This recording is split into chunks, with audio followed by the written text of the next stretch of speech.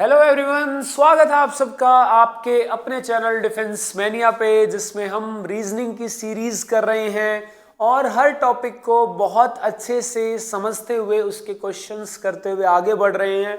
और जैसा कि मैंने आपको बताया कि मेरा टारगेट ये नहीं है कि आप ये क्वेश्चंस कर पाओ, क्योंकि आप ये क्वेश्चन खुद से भी कर सकते हैं, कोई इतना बड़ा टास्क नहीं है। लेकिन मैं चाहता हूं कि आपका टाइम और एक्यूरेसी इन दोनों पे जो है भाई आपकी कमांड बने, यानी आप जल्दी से एक क्वेश्चन को कर पाएं, वो भी एक्यूरेटली, ताकि एग्जाम में जो है भाई आप स्ट्रेस के माहौल में भी अपना टाइम सेविंग करते हुए आप क्वेश्चन के सही आंसर तक पहुंच सके और अपना सिलेक्शन पक्का कर सकें। तो आज के लिए एक बहुत ही डिमांड वाला टॉपिक जो भाई अक्सर बच्चे डिमांड करते हैं, सिटिंग अरेंजमेंट, और उसमें भी क्लोज्ड सिटिंग अरेंजमेंट, सर्कल वगैरह वाली, वो सारी कवर करेंगे। तो शुरू करते हैं इस प्यारे से टॉपिक को जिसका नाम है सिटिंग अरेंजमेंट। तो सिटिंग अरेंजमेंट नाम से ही पता चल रहा है भैया कि इसके अंदर हमें लोगों को या चीजों को अरेंज करना है, ठीक है, बिठाना है। तो भैया अरेंजमेंट की जब हम बात करते हैं तो आप चीजों को दो तरीके से अरेंज कर सकते हो। देखो भाई, जब हम चीजों को अरेंज करते हैं, अरेंजमेंट होता है, तो अरेंजमेंट के अंदर जो है भाई हम उनको एक लाइन में बिठा सकते हैं, यानी जिसे हम कहते हैं लीनियर अरेंजमेंट, ठीक है। और दूसरा जो है भाई आपका, उन्हें हम एक क्लोज्ड यानी जैसे सर्कल वगैरह में बिठा सकते हैं। तो ये जो है भाई आपका क्लोज्ड अरेंजमेंट रहता है, ठीक है। तो हम दोनों ही टाइप का अरेंजमेंट करेंगे। लाइन जो है भाई ये भी आपकी दो तरीके की हो सकती है। एक आपकी हो सकती है जी हॉरिजॉन्टल, यानी आपका जो है भाई लेफ्ट टू राइट हो सकती है लाइन में अरेंजमेंट, लेफ्ट टू राइट हो सकता है। और दूसरा जो है भाई आपका टॉप टू बॉटम भी हो सकता है अरेंजमेंट, ठीक है, टॉप टू बॉटम। तो यानी आपका जो है भाई हॉरिजॉन्टल लाइन में भी हो सकता है अरेंजमेंट और वर्टिकल लाइन में भी अरेंजमेंट हो सकता है, ठीक है। तो इसी टाइप के अरेंजमेंट्स को हम लोग प्रैक्टिस करने वाले हैं, समझने वाले हैं। तो इसके लिए जो है भैया आपको दो तीन बातें बस याद रखनी है, वरना बहुत प्यारे होते हैं इसके क्वेश्चन, बहुत इजीली आप कर सकते हो, ठीक है। तो सबसे पहली बात, tip number one. Tip number one ये है भाई कि आप जो है एक श्योर इंफॉर्मेशन से स्टार्ट करोगे। Always go with the flow, कि आप श्योर जो इंफॉर्मेशन है, देखो क्वेश्चन में आपका सब इंफॉर्मेशन दी रहती है, कुछ श्योर इंफॉर्मेशन होती है, कुछ अनश्योर होती हैं। श्योर वाली इंफॉर्मेशन जैसे मैंने बोला कि उसके लेफ्ट में ये बैठा है, उसके लेफ्ट के सेकंड में ये बैठा है, उससे राइट से थर्ड पे ये बैठा है, ये श्योर इंफॉर्मेशन है।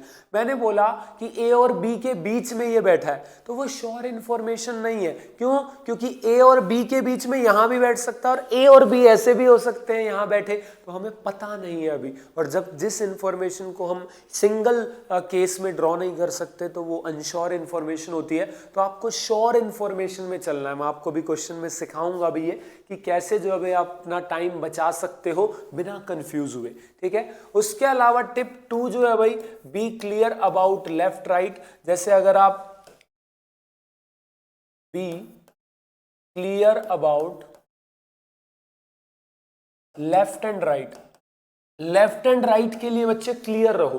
क्लियर कैसे रहोगे? जैसे अगर आप एक लाइन में हो तो फेस हमेशा ऊपर की तरफ रखना। उसने बोला फेस नॉर्थ में, ऊपर बनाओ। उसने बोला फेस साउथ में, ऊपर बनाओ, ठीक है, क्योंकि उसने सिंगल डायरेक्शन दी है। और मैंने बता रखा है कि भैया सिंगल डायरेक्शन कभी भी पेपर पे फिक्स नहीं होती। अर्थ के लिए फिक्स है north south east west. Copy पे बना रहे हो, आपकी मर्जी, नॉर्थ ऊपर बना लो, साउथ बना लो, कुछ तो फेस ऊपर रखना। इससे फायदा क्या होगा, जो आपका लेफ्ट है वही इस बंदे का लेफ्ट होगा, जो आपका राइट है वही इस बंदे का राइट होगा, ठीक है। उसके बाद जो है भाई वही बात अगर क्लोज में करो, तो क्लोज में जो है भाई अगर आपका फेस जो है भाई वो सेंटर की तरफ है, ठीक है, तो फेस सेंटर की तरफ है, तो आप देखो इधर है फेस, तब तो ठीक है कि लेफ्ट इधर है, राइट इधर है। लेकिन इधर जब फेस है तो देखो ऐसे करके देखना पड़ेगा, इधर लेफ्ट है, इधर राइट है, इसका नीचे की तरफ है, इधर राइट है, इधर लेफ्ट है। इसमें देखो इधर की तरफ है तो इधर लेफ्ट है, इधर राइट है। लेकिन आपको जो है भाई, चल क्यों नहीं रहा भाई, ठीक है। तो अब इसमें एक चीज नोटिस करो, आपको ऐसे गर्दन मोड़ के देखने की बिल्कुल भी जरूरत नहीं है। जब फेस टुवर्ड सेंटर है, फेस टुवर्ड्स सेंटर है। तो आपने कुछ नहीं करना, आप बंदे के जो है भाई अगर क्लॉकवाइज जाओगे तो clockwise will be left, and अगर आप एंटी क्लॉकवाइज जाओगे या काउंटर क्लॉकवाइज जाओगे तो डेट विल बी राइट। ठीक है, अब यहीं पे जो है भाई अगर फेस बाहर की तरफ हो तो उसका उल्टा हो जाएगा, जो रेयर क्वेश्चन में होता है कि फेस अगर बाहर की तरफ है तो इसका उल्टा कर देना, क्लॉकवाइज आपका राइट हो जाएगा, एंटी क्लॉकवाइज लेफ्ट हो जाएगा। तो आपको एक तो लेफ्ट राइट में कंफ्यूज नहीं होना, दूसरा आपको श्योर डाटा के हिसाब से चलना है। ठीक है, क्वेश्चन बहुत ईजी रहते हैं, कभी कभी किसी किसी क्वेश्चन में 2 केस बन जाते हैं तो उनको फिर मर्ज कर देंगे, कोई ऐसी बड़ी बात नहीं है। बाकी इसमें क्या है कि क्वेश्चन प्रैक्टिस करते हुए मैं आपको सिखाऊंगा कि टाइम जो है भाई कैसे आपका कम किया जा सकता है। जैसे मान लो इस तरीके से क्वेश्चन आया, कुछ लीनियर अरेंजमेंट के भी देखेंगे, कुछ क्लोज्ड अरेंजमेंट के भी देखेंगे। तो यहाँ पे देखो 5 स्टूडेंट बैठे, कभी भी पहले आपको नहीं बने एक ब्लैक बेंच पे बैठे हैं, तो देखो एक इस टाइप का अरेंजमेंट, कभी ऐसे 5 लाइनें कभी मत खींचना। ठीक है, आपने इधर देखा 5 बंदे, तो 5 लाइनें नहीं खींचनी पहले ही। उसके बाद इसने बोला K is sitting to the immediate right of M, तो एम जहां भी बैठा है के उसके इमीडिएट राइट, देखो फेस मैंने ऊपर रखा, के उसके इमीडिएट राइट में बैठा है। अब अगली लाइन आप ऐसी पढ़ो जो के और एम से रिलेटेड है, पहले तो यही लाइन पूरी पढ़ लेते हो, is sitting at left extreme left. के जो है भाई वो एम के राइट में है और एम जो है भाई वो एक्सट्रीम लेफ्ट में है, यानी एम इधर एक्सट्रीम लेफ्ट में, इससे इधर कोई नहीं है, यानी यही है, इसी तरफ है बंदे। मतलब ये क्लियर हो गया कि जो बाकी 3 बंदे हैं वो इसी तरफ है। अब आप बना सकते हो पूरे। अब अगली लाइन आपको वही पढ़नी है जो इनसे रिलेटेड। देखो अब इस क्वेश्चन में तो कहीं आपको दोबारा के और एम नहीं दे रखा, तो आप देखो ये बोला J is to the immediate left of L, तो अलग से बना के इसमें फिट इन कर देंगे कि जे जो है इमीडिएट लेफ्ट में है, एल के इमीडिएट लेफ्ट में जे है। ठीक है, but exactly right of N, लेकिन जे जो है भाई वो एग्जैक्टली राइट में है एन के, तो ये इसको इधर ले जाके पूरा फिट कर दो ऐसे, तो ये अरेंजमेंट बन गया। तो पहली बात आपको पहले से लाइन नहीं खींचनी है, दूसरी बात एक लाइन पढ़ो तो अगली वही कोशिश करनी है जो उसी से रिलेटेड हो, यानी श्योर डाटा बन सके वो। तो यहाँ पे जो है भाई आपका अलग अलग ना बनाने पड़े। तो इसमें पूछा है कि who is in the middle of the bench, तो मिडल में एन बैठा है भाई, आंसर एन आ जाएगा। ठीक है, धीरे धीरे और आगे क्वेश्चंस में आप सीख जाएंगे। यहाँ पे 8 फ्रेंड्स बोला एक स्ट्रेट लाइन में, तो देखो कभी भी आपको पहले ही 8 लाइनें नहीं खींच लेनी है। ठीक है, 8 लाइनें पहले ही मत खींचना। ठीक है, तो यहाँ पे 8 फ्रेंड्स हैं, are sitting all faces, F is sitting between D and G, तो ये देखो अभी बता अनश्योर डाटा कभी मत बनाना।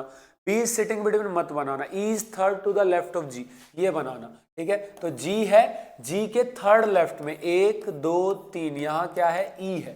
ठीक है, who is sitting at one of the corners, तो ई जो है भाई वो वन ऑफ द कॉर्नर, वो जी जो है वन ऑफ द कॉर्नर्स पे है, तो आपको भी दिख रहा है कि इधर वाला तो हो नहीं सकता, तो यही कॉर्नर होगा। तो यहाँ पे जो है भाई अपना ये आ गया मामला।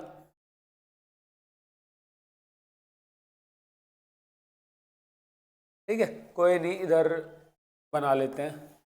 तो यहाँ पे जो है भाई ये जी है, 1 2 3, यहाँ क्या है ई है।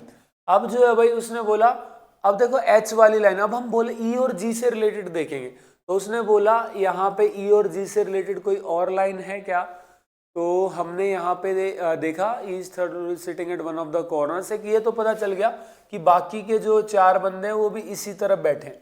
ठीक है, तो अब इसके अलावा देखो H is F is sitting between D and G, तो एक और लाइन, अब देखो ये वाली श्योर बन गई, तो F is sitting between D and G, तो यहाँ पे देखो डी यही होगा, तभी उसके बीच में एफ बैठा है। अब अगली लाइन इनमें से कोई हो, तो नहीं होगी तो अलग से बना लें, जैसे एच और ए के बीच में है तो यहाँ नहीं दे रखा, और एक ये गिवन है H is third to the left of C, तो अब देखो अलग से जो है भाई ये वाला बना सकते हैं कि H is third to the left of C, यानी सी है उसके थर्ड लेफ्ट में कौन है, एच है। हालांकि ये दिख रहा है कि ये चीज़ यही पॉसिबल है कि एच यहाँ आएगा और सी यहाँ पे, और कोई ऑप्शन ही पॉसिबल नहीं है। उसके अलावा भाई बी जो है वो एच और ए के बीच में बैठा है, तो एच और ए के बीच में बी, क्योंकि ऑप्शन ही नहीं है, तो उस हिसाब से बना दें। पूछा है ए और ई के बीच में कौन बैठा है, तो ए और ई के बीच में सी बैठा है। ठीक है, तो इस तरीके से आप अलग अलग क्वेश्चंस जब करेंगे तो आपको और आइडिया लग जाएगा किस तरीके से टाइम बचाना है।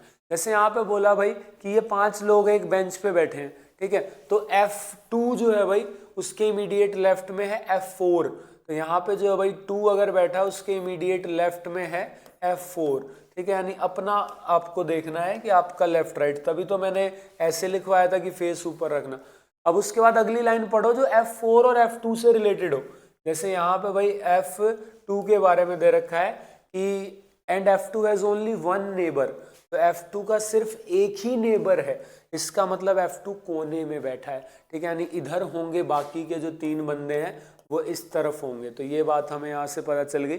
F3 जो इमीडिएट राइट ऑफ F1 एक कॉर्नर पे, एक कॉर्नर इधर बचा तो F1 इधर आ गया, और अब देखो F3 इमीडिएट राइट में है F5 के, तो 5 यहाँ होगा तभी उसकी राइट वाली जगह खाली होगी, तो ये अरेंजमेंट बन गया, ठीक है। तो यहाँ पे पूछा है who is sitting in the middle, तो यहाँ पे भाई मिडल में बैठा है 3, तो F3 is in the middle.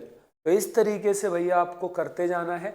5 person are standing, आप पोज करके भी ट्राई कर सकते हो, ठीक है, मैंने बोला हुआ है आप पोज करके ट्राई करके तब भी देख सकते हो, क्योंकि it's a game of practice. और दूसरा भाई आपको पता ही है मैराथन्स, भाई नहीं पता तो चैनल पे जाके देखो, आपके डिफेंस मैनिया चैनल पे 30 नवंबर की जो है भैया आप कंप्लीट रीजनिंग 1 गो में फुल प्रैक्टिस, मजा माहौल मामला, और यहाँ पे जो है भाई 7 दिसंबर को कंप्लीट मैथ्स, बिल्कुल जो है भाई आपका नए पैटर्न के ऊपर है, कैट का मामला एकदम कट टू कट चलेगा, ठीक है। और सिलेक्शन आपका भैया, सिलेक्शन के लिए मार्क्स इंप्रूव करने हैं, तो मार्क्स जो है भाई आपको अच्छे करने हैं, तो प्रैक्टिस तो मारनी पड़ेगी, कंफर्ट जोन से बाहर आना पड़ेगा, ठीक है। तो यहाँ पे बोला भाई 5 person standing in A line facing north, एक लाइन में खड़े हैं, तो ये जी लाइन बना दी। अब इसमें बोला है 1 of the 2 person at extreme and एक पेंटर है और दूसरा बास्केटबॉल प्लेयर, ठीक है, तो दोनों एंड्स पे या तो पेंटर है या बास्केटबॉल प्लेयर है। A lawyer is to the right of a student, तो आप देखो भाई यहाँ पे एक स्टूडेंट है, उसके राइट में, ठीक है, राइट ऑफ अ स्टूडेंट, तो स्टूडेंट के राइट में कौन है, लॉयर है। अब जो है भाई dancer is to the left of basketball player, ठीक है, तो अब यहाँ पे एक जो है भाई पेंटर एंड में और बास्केटबॉल, अब देखो इसने लास्ट वाली लाइन में बास्केटबॉल प्लेयर का बता दिया, क्योंकि इसने बोला कि बास्केटबॉल प्लेयर के लेफ्ट में है डांसर, इसका मतलब बास्केटबॉल प्लेयर इस एंड पे है तभी उसके लेफ्ट में डांसर है, और ये वाला एंड खाली है जिसपे पेंटर आ जाएगा। तो इसमें पूछा है कि लॉयर की पोजीशन क्या है लेफ्ट से, तो लेफ्ट से जो है भाई लॉयर तीसरे स्थान पे है, थर्ड पे है, यानी बीच में बैठा है लॉयर, ठीक है, बहुत बढ़िया। उसके बाद जो है भाई यहाँ पे बोला है 7 लोग हैं, ये खड़े हुए हैं, आपका are standing in a queue, top से बॉटम, ई 5th प्लेस पे है, तो देखो ऐसे बना दिया टॉप टू बॉटम। यहाँ पे जो है भाई ई का प्लेस उसने फिक्स कर दिया कि ई जो है भाई वो आपका 5th प्लेस पे है, टोटल 7 है तो 2 ही। अब उसके बाद देखो ई से रिलेटेड कुछ नहीं बोला हुआ, ठीक है, ज्यादातर ये टाइप की इंफॉर्मेशन की उसके बाद वही लाइन देखना जो उससे रिलेटेड हो, ये सिमिलर हो, ये आपका क्लोज्ड अरेंजमेंट में ज्यादा चलती है, इसमें ऐसी बातें बोली होती हैं कि आप बना के कर लेते हो। तो यहाँ पे भाई G इज एट बॉटम, तो G जो है भाई बॉटम पे है। अब ये बोला कि only C is between A and B, A और B के बीच में सिर्फ C है, और B 3 प्लेस है आफ्टर F, तो यहाँ पे जो है भाई B और A के बीच में सिर्फ C है, यानी आपका B और A यहीं आएगा, और F जो है भाई यहाँ है, तब आपका उसके 3 प्लेस बाद B आ सकता है, और A और B के बीच में C आ गया। जो बात बोली है बस मैंने वो प्लॉट कर दी, और अब जो बच गया जो है भाई वो यहाँ वो और बना दो, तो कौन बच गया जी, आपका बन गया A B C D बचा हुआ है, तो D यहाँ आ गया। अब इसने बोला D की पोजीशन टॉप से, तो जी 6ठे नंबर पे है, 6th पे है, 6th आंसर आ गया, ठीक है। चलो अब कुछ सर्कुलर अरेंजमेंट्स जो भाई कर लेते हैं। तो देखो 5 लोग सर्कल में बैठे, तो एक सर्कल बना लो फेस सेंटर, कुछ नहीं करना अभी, श्योर उससे स्टार्ट करो। J इमीडिएट लेफ्ट में है F के, तो F जो देखो अगर यहाँ पे इवन नंबर है, जैसे भाई आपका 6 है, ठीक है, जैसे 4 है तो ऐसे आमने सामने ड्रॉ करोगे, 6 है तो ऐसे करके, मतलब एक इक्वल स्पेसिंग के साथ काम आएगा जब वो अपोजिट पूछेगा। 8 है तो आप इस तरीके से, मतलब आमने सामने ड्रॉ करना, आप उसको जो है भाई इरेगुलर ड्रॉ मत करना जब 4 6 या 8 दे रखे हो, बनाने में भी अच्छा लगेगा और आपको आंसर निकालने में भी अच्छा लगेगा। अगर आपके वैसे दे रखे हैं ठीक है, तो कोई दिक्कत नहीं है, तो आप वो कर सकते हो कि अगर 5 दे रखे, 7 दे रखे ऐसे, तो 5 लोग हैं। इसमें जो है भाई J is immediate left of F, तो F जो है भाई उसके लेफ्ट में, मैंने बोला क्लॉकवाइज, तो उसके इमीडिएट लेफ्ट में कौन है? J। अब देखो अगली लाइन J और F से रिलेटेड पढ़नी है, तो देखो इसमें आपको मिलेगी ये रही, तो N जो है सेकंड लेफ्ट में है F के, तो F के सेकंड लेफ्ट में यानी यहाँ पे जो है भाई कौन है? N है। उसके बाद जो है भाई आपका J is immediate left of F, ये हो गया। अब V is second to the left of J। अब जो है भाई आपका J की पढ़ोगे अगली लाइन, तो V उसके सेकंड लेफ्ट में, यानी 1 2। अब एक ही जगह खाली बची है भाई, तो यहाँ पे कौन आ जाएगा आपका? जो बच गया, और बच कौन गया? R। तो अब पूछा है कि second to the right of J, तो सेकंड राइट में कौन है? यानी एंटी क्लॉकवाइज, तो R है। तो आंसर क्या आ जाएगा? R।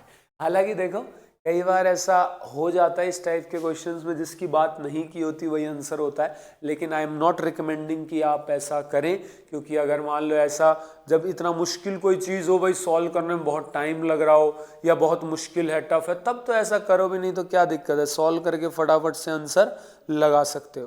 ठीक है, बहुत अच्छे। तो यहाँ पे जो है भाई आगे बढ़ते हैं, तो देखो 6 लोग हैं सर्कल में फेस सेंटर, बस कोई दिक्कत नहीं है, इसमें को मेंशन भी कर दे इक्वल स्पेसिंग, मैंने तो बोला भी आपको रखना है, क्योंकि अपोजिट वगैरह वाला पूछ लेता है। जैसे E जो है सेकंड राइट में है C के, तो C का सेकंड राइट यानी 1 2, यहाँ कौन आएगा? E। अगली लाइन, और वैसे हाँ, तो यहाँ पे भाई अगली लाइन E और C से रिलेटेड अगर है तो पहले वो पढ़नी है, नहीं दे रखी तो यहाँ पे देखो K is immediate right of G, G and I are facing each other, तो यहाँ पे आपको अलग से बनाना पड़ेगा, या ये बाद में बनाते आप, ठीक है, तो चल जाता, तो वो तो कोई दिक्कत नहीं है, हम अलग से बना के मर्ज कर देंगे कि G और I 6 लोगों में एक दूसरे की तरफ फेसिंग है, तो आप कहीं बना सकते हो, कोई दिक्कत नहीं है, क्योंकि उसमें ऐसे आमने सामने वालों की कोई दिक्कत नहीं होती, जो आमने सामने बैठे हो किसी तरफ बैठे हो, सर्कुलर अरेंजमेंट है, ठीक है, इसमें लेफ्ट राइट का कोई चक्कर नहीं है। तो अब यहाँ पे देखो K इमीडिएट राइट में है G के, तो G का इमीडिएट राइट यानी एंटी क्लॉकवाइज, तो यहाँ क्या आएगा? K। ठीक है, अब उसके बाद जो है भाई आपको और कुछ नहीं दिया हुआ, तो आपको जो है बस इसे मर्ज करना है, तो यहाँ पे भाई इसे मर्ज करोगे आप, यहाँ पे E और C देखो बीच में 1 का गैप है, यानी 3 चाहिए इन्हें, तो 3 एक साथ और अल्टरनेट यही खाली है, 1 2 3, और ऐसा कोई खाली नहीं है, तो इसमें जो है भाई आप इसको लाओगे तो E यहाँ आएगा और C यहाँ, तो जो बच गया उसे यहाँ रख दो, तो बच कौन गया? M। यहाँ पे पूछा है कि I और M के बीच में कितने लोग हैं, I से लेफ्ट की तरफ जाना है, तो I से भाई आप अगर क्लॉकवाइज चलोगे तो देखो 3 लोग बैठे हैं यहाँ पे, तो 3 आंसर आ जाएगा। ठीक है, तो I से क्लॉकवाइज चले तो 3 लोग बैठे हैं, ठीक है, इजी, बहुत बढ़िया। यहाँ पे जो भाई 6 एक्टर हैं are sitting around a circular table, ठीक है, तो सर्कुलर टेबल में फेस सेंटर की तरफ बना दिया। अब इसमें बोला M is second to the left of G, तो M जो है भाई G के सेकंड लेफ्ट में, तो G का सेकंड लेफ्ट यानी 1 2, इधर M बिठा दिया। अगली लाइन M और G से पढ़ने की कोशिश करो, जैसे ये रही K is to the immediate left of M, तो M के इमीडिएट लेफ्ट में K है, यानी क्लॉकवाइज अगली इनसे रिलेटेड पढ़ो, अगर है तो, नहीं है तो जो है भाई आप अलग से, जैसे अब इसने बोला एक ही लाइन बची है, E सेकंड राइट में C के, तो अब देखो अगर जो है भाई आपका C यहाँ है तो उसका सेकंड राइट यहाँ खाली है, लेकिन C यहाँ बैठता है तो सेकंड राइट खाली नहीं है, यहाँ बैठता है तो भी खाली नहीं है, तो E यहाँ होगा, तो उसके second right of C, sorry C आएगा यहाँ पे, तो C यहाँ बैठा होगा तो उसके सेकंड राइट में कौन आ जाएगा? E। अब एक जगह बच गई, तो जो बच गया बंदा उसे यहाँ पे बिठा दो, तो यहाँ बंदा कौन बच गया भाई? I। तो उसने पूछा है कि who is sitting immediate right of E, तो E के इमीडिएट राइट में कौन है? I। तो मैंने बताया भी कि कई बार ऐसा होता है कि जो नहीं यहाँ क्वेश्चन में डिस्कस होता अरेंजमेंट में और लास्ट में पूछा हुआ हो, तो उसके आंसर होने के चांस होते हैं, लेकिन again I am not recommending कि आप ऐसे करो, क्योंकि हमेशा ऐसा नहीं होता और गलत हो जाए। 6 लोग हैं फेसिंग टुवर्ड सेंटर, तो भाई 6 लोग ऐसे बना दिया।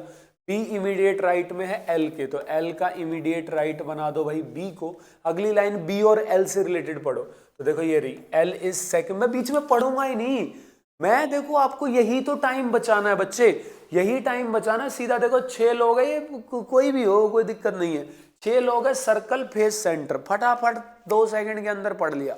फिर जो है भाई पहली लाइन ड्रॉ की, अगली लाइन वही ढूंढो, बीच की पढ़नी ही नहीं है आपने, वही टाइम बचाना है। सीधा आप देखो L is second to the right of H, L जो है भाई H के सेकंड राइट में, यानी H इसके सेकंड लेफ्ट में होगा, तो 1 2 इधर आ गया H। अब अगली लाइन इनमें से जिसमें H देखो ये रही, F is second to the left of H, तो H के सेकंड लेफ्ट में गए तो इधर कौन आ गया भाई, F आ गया।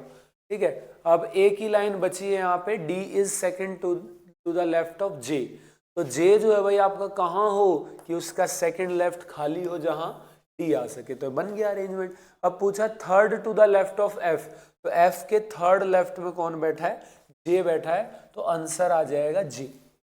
ठीक है, तो ऐसे सिंपली, क्योंकि वरना तो आप काटा पीटी करते बनाते रहोगे तो कोई दिक्कत नहीं है, इस तरीके से आराम से आपका हो जाएगा।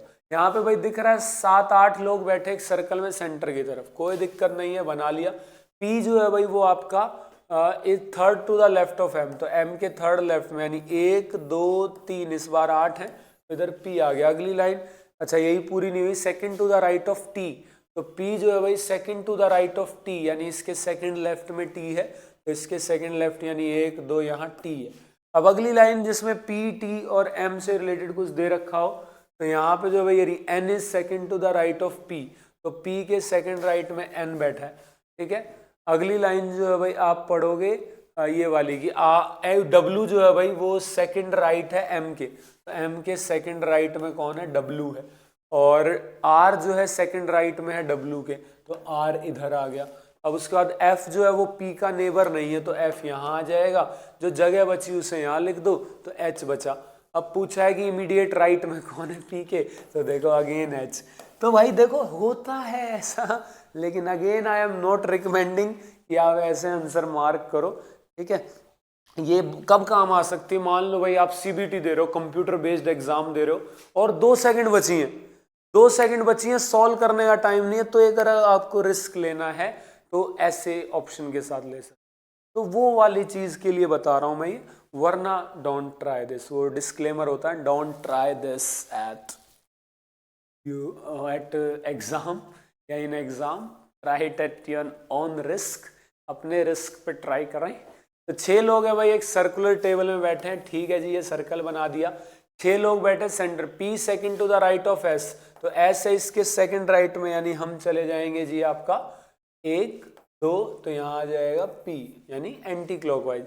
उसके बाद अगली लाइन है P इज, मैंने बीच वाली ऑटोमेटिक स्किप कर दी, सीधा पढ़ी P is sitting between R and U, तो अब देखो ये भी बिटवीन वाली है, श्योर नहीं हुई, लेकिन इनमें से एक पे R आएगा एक पे U, ये श्योर हो गया। और S जो है भाई वो R के इमीडिएट लेफ्ट में है, यानी जो है भाई आपका S is to the immediate left of R, यानी R जो है वो इमीडिएट राइट में है S के, यानी यहाँ,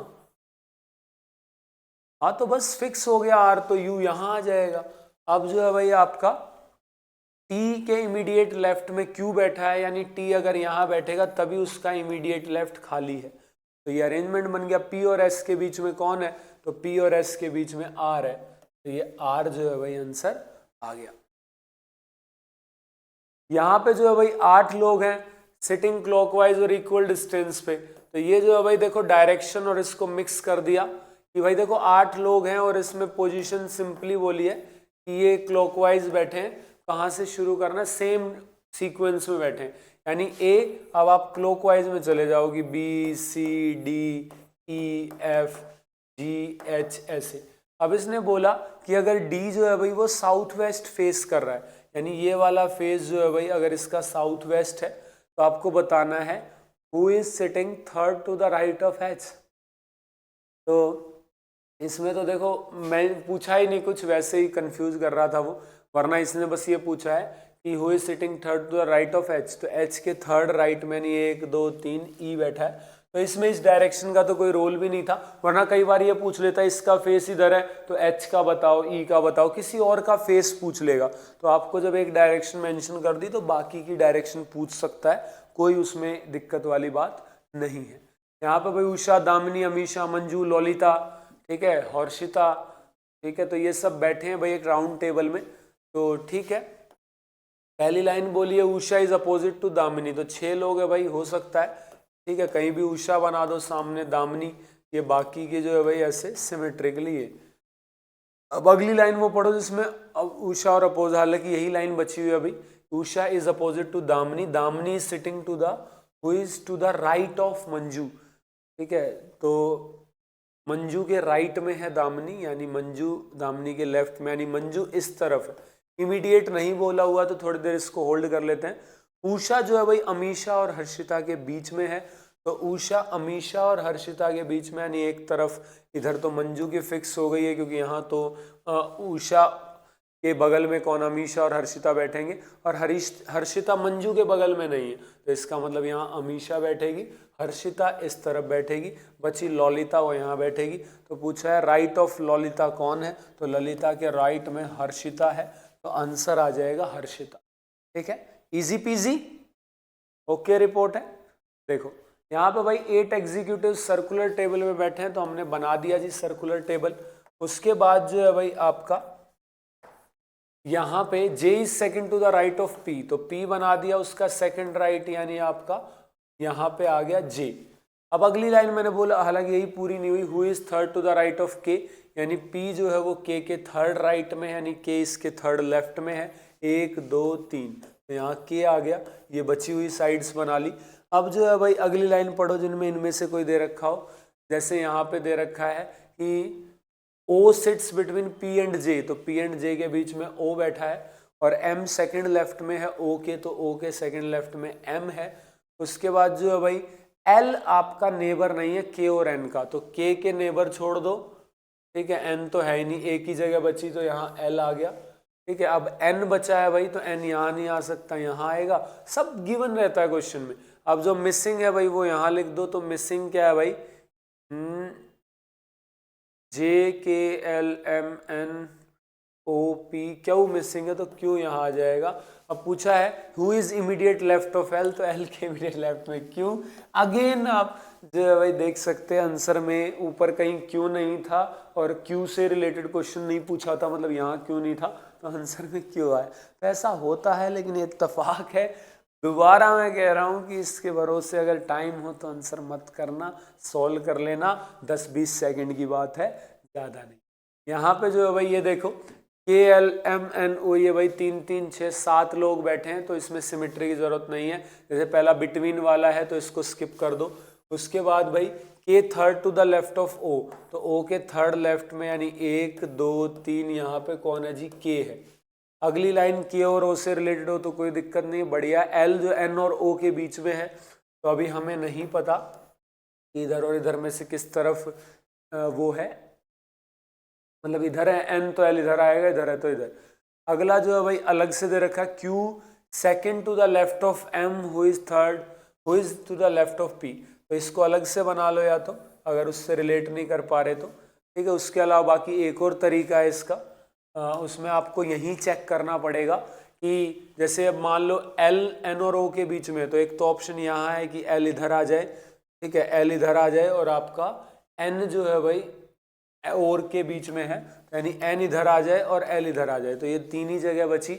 और इस केस में अगर आप देखोगे तो Q जो है सेकंड लेफ्ट में है M के, who is to the left of P, तो यहाँ पे आप जब इसको अरेंज करने की कोशिश करोगे तो वो यहाँ नहीं हो पाएगा, क्योंकि Q जो है second to the left of M, यानी M यहाँ है तो आपको Q यहाँ बनाना पड़ेगा, और M जो है भाई वो to the left of P है, यानी आपका P जो है भाई, वैसे सही तो है, बन गया इसमें, फिर दूसरे में नहीं बनता या तो, ठीक है, तो इसमें बन ही गया पहले केस में, तो ये अरेंजमेंट है। आप जब इन दोनों को यहाँ बिठाते तो ये वाली कंडीशन सेटिस्फाई नहीं होती, तो आपको फिर दूसरा केस लेना पड़ता, इसी के लिए हम इसको कई बार अलग बना के फिर मर्ज कर लेते हैं, तो ऐसे होता है, ठीक है। तो यहाँ पे भाई which of the following pair sitting to the immediate left of second person, तो इसमें फर्स्ट पर्सन लेफ्ट में बैठा हो सेकंड पर्सन के, यानी N के लेफ्ट में L है क्या, नहीं राइट में है, क्या N के लेफ्ट में Q है क्या, नहीं वो तो दूर है, क्या O के लेफ्ट में L है क्या, बिल्कुल,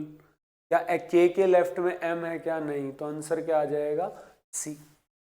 तो ऐसे करके जो है भाई इसके क्वेश्चंस आप कर सकते हो। तो इसमें बस टाइम बचाने के लिए एक तो आपको सिमेट्रिकल रखनी है चीजें जब इवन में हो, दूसरा आपको श्योर इंफॉर्मेशन से स्टार्ट करना है और श्योर वाली को प्लॉट करते चलना है, बीच में अननेसेसरी स्किप कर दो उस टाइम पे, बाद में उसे यूज करना है टाइम बचाने के लिए, ठीक है। और लेफ्ट राइट में आपको बिल्कुल भी कंफ्यूज नहीं होना, ठीक है। तो मेरे हिसाब से जो है भाई आप समझ गए होंगे जो मैं समझाना चाह रहा था कि कैसे आप सिटिंग अरेंजमेंट में टाइम बचा सकते हो, कैसे उसको कम कर सकते हो बिना कंफ्यूज हुए।